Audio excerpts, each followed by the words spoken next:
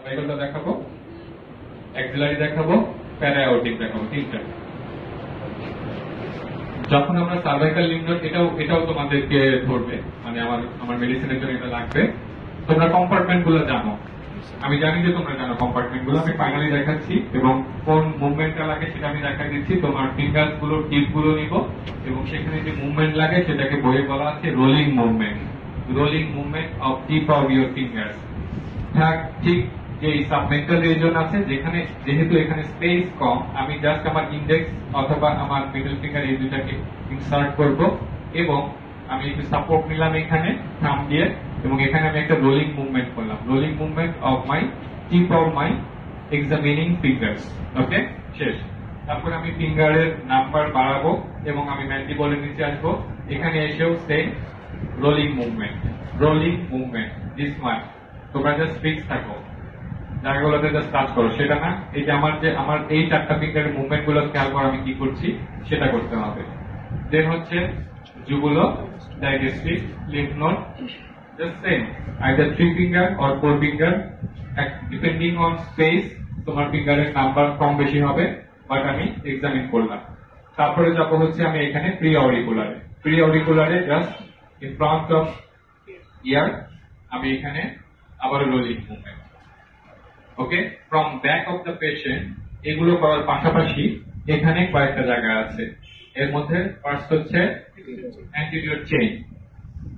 Anterior chain এর মধ্যে যেটা হচ্ছে এই মাসলটার নাম কি, স্টার্নোক্লেটোমাস্টিক মাসল।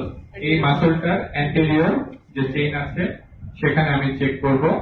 আবারও 3টা বা 4টা ফিঙ্গার নেব এবং পেশেন্টের মাথাটাকে কিছুটা সেম সাইডে টিল্ট করব। টিল্ট করার পরে আবারও রোলিং মুভমেন্ট দিয়ে along the length of the muscle আমি আমার ক্লাভিকল পর্যন্ত যাব।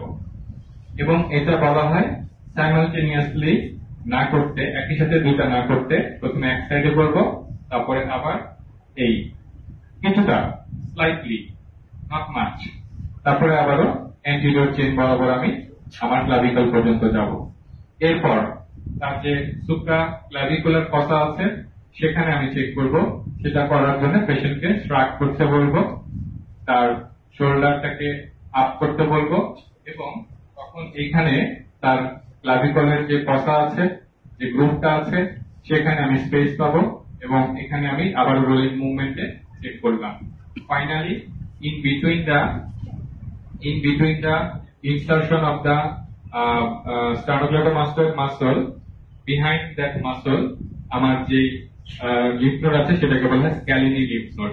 তো স্ক্যালিনি দেখার জন্য জাস্ট ইন্ডেক্স দুটো দিয়ে এই জুগুলার নচের ভেতরে স্টেনোক্লেডোমাস্টোয়েড মাসলের ইনসারশন যেখানে হয়েছে তার পেছনে আমি এখানে চেক করব। ঠিক আছে, এই স্ক্যালিনি। তো এইটুকু হচ্ছে ফ্রম ব্যাক। তারপর আমি পেশেন্টকে আমার দিকে মুভ করাবো। আমার দিকে মুভ করানোর পরে এখানে আমি দেখবো হচ্ছে তার পোস্টেরিয়র অরিকুলার, অক্সিপুট রিজিয়নে যেটা আছে সেটা, এবং অবশ্যই ওই একই রোলিং মুভমেন্ট। এখানে একটু এরিয়া নিয়ে আমাকে মুভ করতে, জাস্ট টাচ করবো না, আমি এভাবে খুঁজবো, মুভ করব। তারপরে পোস্টেরিয়র চেইন, পোস্টেরিয়র চেইনের জন্য স্টার্নোক্লেডোমাস্টোয়েড মাসলের পেছনে, আগে যে চেইনটা ছিল ঠিক পেছনে গিয়ে আমি ফ্রম অ্যাবভ ডাউনওয়ার্ডস রোলিং মুভমেন্টে চেক করে করে সম্পূর্ণ throughout the length, just touch করবো না এই জায়গাটা, থ্রু আউট দ্য লেন্থ আমি নিচ পর্যন্ত গিয়ে দেখবো। এটুকু হচ্ছে সার্ভাইকাল লিম্ফ নোডের examination, most common. Second common